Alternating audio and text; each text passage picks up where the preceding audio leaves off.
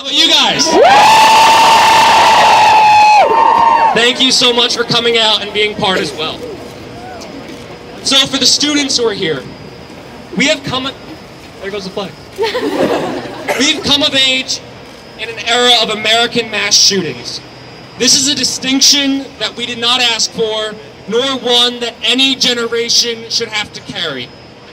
I think a lot of us can remember exactly where we were when we realized that the impossible was possible, that after every single tragedy, they have just kept getting worse. For me, I think about the day in high school when I arrived home from a debate tournament to hear the news that Congresswoman Gabrielle Giffords and a series of concerned citizens who were out meeting with their member of Congress were shot at their local grocery store.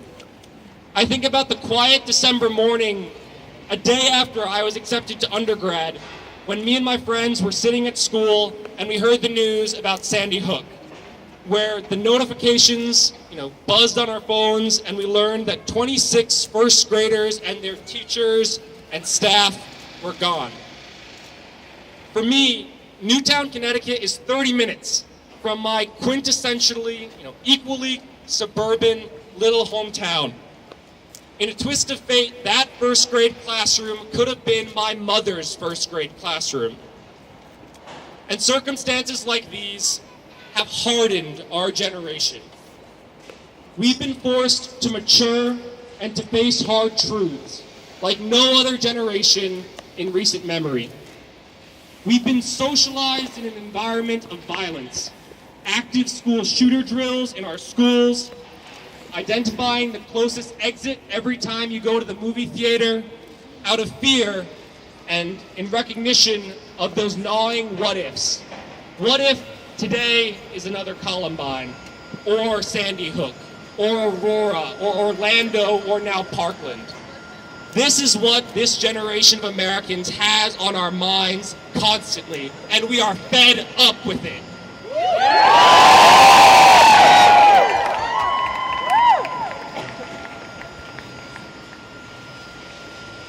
We are the first generation of Americans to have to shoulder this burden. But you can be sure as hell that we will be the last generation of Americans to shoulder. We will not pass on this legacy to those who come after us. We cannot pass on this kind of legacy. In the face of horrific events, in the face of these horrific events, what makes this moment different is that students and teachers and families across America and across the world are standing up and speaking out like never before. We may be heartbroken, but we are unbowed. This is our generation's moment to seize control of the political process and make it work for us. We have been shaken to political consciousness by necessity. We must act to safeguard our futures because the adults in Washington and in state capitals have failed us.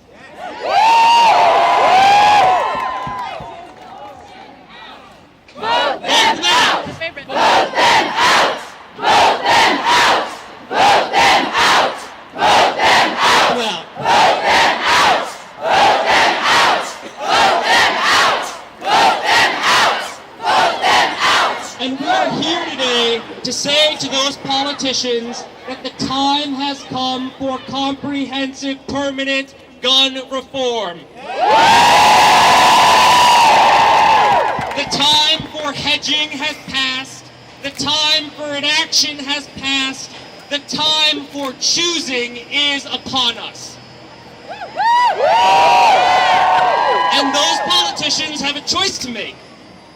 They can stand with students and teachers and allies, students who, like many of us today, our biggest concern should be how we're going to do on the next test we have, or whether or not we're going to get a distinction on that essay we're writing.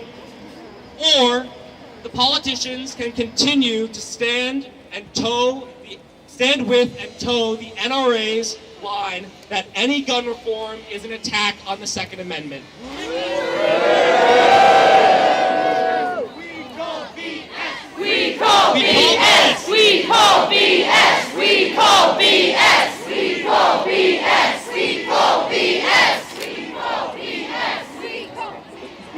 heard the tired slogans and the talking points.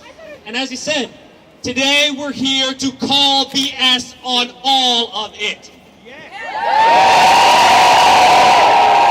In closing, today we're here to join with the more than 800 other rallies and marches across America and across the world. Pretty good for solidarity.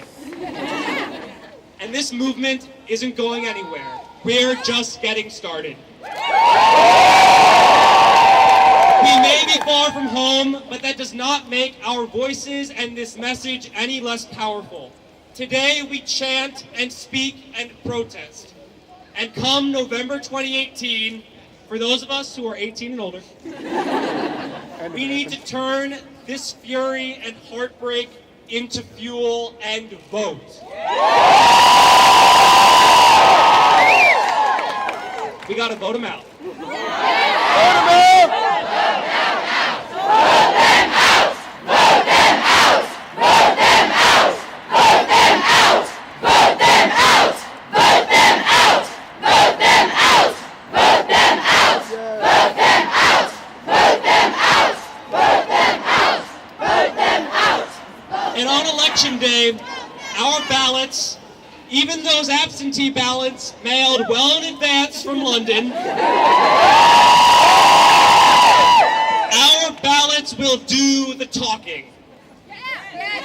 Today, in memory of those who have been lost, and with firm faith in the mission that lies ahead of us, we are putting politicians who stand in the way of safe schools and safe communities in America on notice. Because we've said it once, we've said it twice, we'll keep on saying it. Enough is enough, and the time is now. Thank you very much.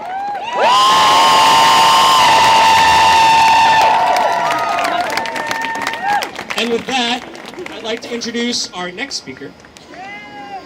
John Pereno is a crisis and tactical campaigner with Amnesty UK. Let's hear it for Amnesty. He develops campaigns on human rights and on human rights crises and mobilizes people to take action and stand up against human rights abuses, both here at home, our adopted home in London, and around the world. And a big shout out both to John for his personal help and to Amnesty at large for supporting the March for Our Lives here in London. And now I turn it over to John to hear a little bit about what Amnesty is doing specifically to help end gun violence in America and to support gun control. So John, take it away.